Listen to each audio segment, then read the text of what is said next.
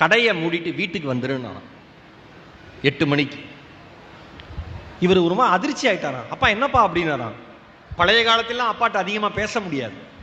கடையை மூட்டு வான்னு சொன்னேன்னாராம். இவருக்கு மனசு பாரமா, இவ்வளோ ஸ்வீட்ஸ் இருக்கு, கடையை மூடிட்டு வான்னு சொல்றாருன்னு அப்பா சொல்ல தட்டக்கூடாது அப்படின்னு கடையை மூட்டிட்டு இவர் போயிட்டார்.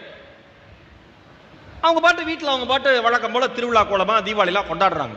அடுத்த நாள் காலையில் போய் கடையை தர அப்படின்ட்டு இவரு கூட வந்தாராம். இவர் வர்றப்ப மார்க்கெட்டில் இருக்கிற மற்ற இனிப்பு விற்கிற வியாபாரிகள் அத்தனை பேரும் வந்து, அண்ணே ரொம்ப நன்றினே, அண்ணே ரொம்ப நன்றினே, நீங்க கடையை மூட்டீங்க, எங்க கடையிலாம் சேல்ஸ் நல்லா போச்சு, சூப்பர்ண்ணே, நன்றினேன்னு சொன்னாங்களாம்.